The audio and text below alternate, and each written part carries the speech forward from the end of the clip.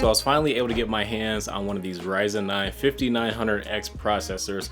The last thing I needed to complete my new PC build, which you guys have probably seen a couple of times in the background on most of the videos that I've been filming recently. And throughout the process leading up to getting the 5900X, I basically got like all the fastest hardware that I could and put in a very small case, being the Lee & 011 Dynamic Mini. And before sending back the 360Hz monitor that I have, I decided to do a quick build basically featuring all the fastest hardware that you can have currently, hardware and peripherals, that is. So we got the fastest processor, the fastest graphics card, the fastest mouse pad, the fastest mouse, the fastest monitor, and I think that pretty much sums it up. Like, we basically just set out to build the absolute fastest gaming rig possible. And we'll also have benchmarks at the end of the video featuring a ton of different games at very, very low settings, so you guys can see if you get hardware like this, how is it going to perform in game on this type of monitor. Before we continue this video though, I want to give a huge shout out to my boy Bijan Jamshidi. If you guys haven't seen his videos, you definitely should. He makes like the dopest monitor reviews, even better than me. And he also has a Discord server that pings you whenever the new Ryzen processors or even the new graphics cards from NVIDIA go live. So if you guys are interested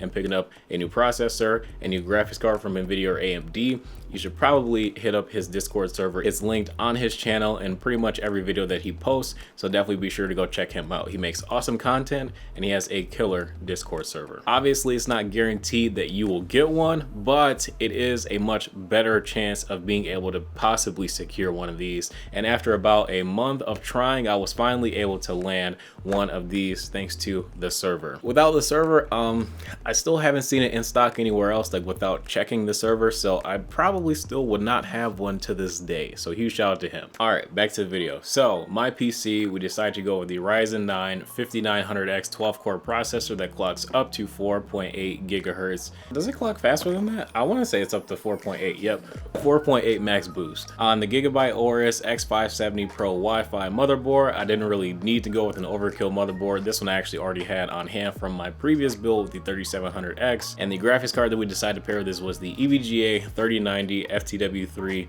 Ultra. Such a long name. Obviously one of the faster 3090 cards that are available. And then we also have 64 gigs of RAM from Corsair running at 3200 megahertz. I could have got faster RAM, but the thing is with Ryzen CPUs, you want to get the best and most compatible RAM, and this I haven't really had any issues in terms of like the RAM speed or timings and whatnot, and everything's running pretty smooth, so I'm pretty happy with the choice. I've been using the same Corsair RAM in my previous Ryzen builds as well with no issues. Then for the case, we went with the Lee & 011 Dynamic Mini. More or less I waited pretty much all of 2020 to wait for this case to be available, which it was finally available for purchase in December, and then I got it I think on like a day before the new year. But more or less it's an 011 smaller. I love it. It looks very cool. I didn't really need the full size 011. I just thought it was way too big. So I'm glad that Lee & Lee made a smaller version of this case, and it really fits just about any hardware that you can put in it. Like, I put a full size ATX motherboard in this case, and then on the back side, that's where you're gonna place your power supply. Then lighting up the case, we have 6 Corsair LL120 fans, and also another, what is it? The light strips, the Corsair light strips. I can't remember the name, but the RGB, Corsair IQ, the whole 9 yards. My cooler is a Deepcool Castle 240EX, I believe is what it's called. And yeah, that's pretty much it. And let's get into the rest of the setup. So for my desk, I have a FlexiSpot EC1 with a marble countertop, or marble looking countertop. It's actually pretty affordable. I believe you can get this setup for under $300 or so,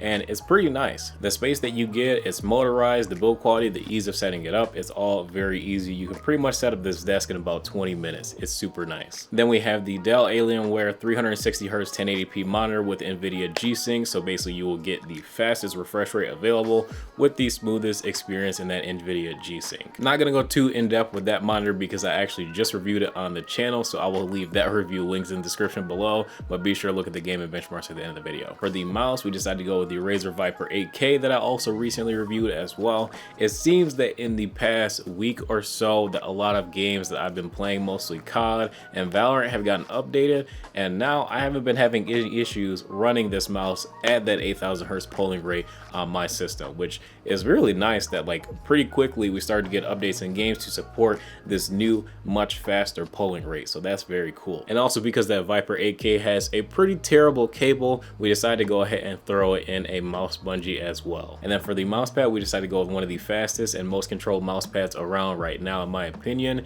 is going to be the Odin Infinity mouse pad. Now, this mouse pad is really fast. You have a moderate level of control, but you gotta be very, very precise. Personally, I still prefer the zero gravity, which is a little bit slower. Obviously, to fit with the theme of this build, we went with the fastest mouse pad available. Then for the keyboard, we have the SteelSeries Apex Pro TKL, which is not necessarily the absolute fastest keyboard that's available. The absolute fastest would probably be the Corsair K100 or the new EVGA Z20 keyboard that have that 4000 hertz polling rate. But the problem is with those boards, they're full-size boards, and most people that are playing games semi-competitively are gonna want at least a TKL or even a 60 or 65% board. So that's why I chose to go with the Apex Pro TKL. So one of the nicest and most premium feeling keyboards around that $180 price point, and it's also one of the fastest boards around with the lowest response time. And you've even got other features like all the RGB lighting, the OLED screen, and also a USB port on the left side of the keyboard. And then last but not least, for my headset, we decided to go with the HyperX Cloud 2 wireless. Very good battery life, solid mic quality, and the ear pads I actually swapped out to be some velour ear pads because the leather ones kind of bother me a little bit. The velour ones are a lot better and your ears don't get as hot because you're playing on a super fast setup like this. You're probably going to be gaming for some hours, so you're going to want the most comfortable headset as well as the most comfortable ear pads. So I'll leave both linked in the description below. But the HyperX Cloud 2 is the thing I like about them. The battery life is very good, the sound quality is amazing, and the mic sounds very good as well. Not to mention that since all your other peripherals are wired, having a wireless headset just still kind of makes you feel a little bit freer. And as far as my experience using this, basically the fastest setup that I could possibly build, is very fast. Like, it's slippery, even slippery, like buttery smooth experience, extremely fast. Refresh rates are absolutely insane, playing over 300 FPS in a lot of games. Like, it's absolutely insane. This will be best suited for games like Valorant, CSGO, maybe even Call of Duty if you have your settings on extremely low. Maybe if you turn like DLSS on to like what is it, the performance setting, your game's gonna look kind of ugly, but if you want the highest refresh rate and whatnot, you may have to do that. Fortnite, I know that Fortnite you can get some insane frame rates if you like tweak the game and mess with like the source settings and all that good stuff. I didn't really do that. I just put the game on really low settings and let it do its thing. So I'm pretty sure that Fortnite you could even get to run at even crazier settings. But hope you guys enjoyed this video. Don't forget to drop a like, subscribe if you guys are new, and here are those benchmarks I was talking about.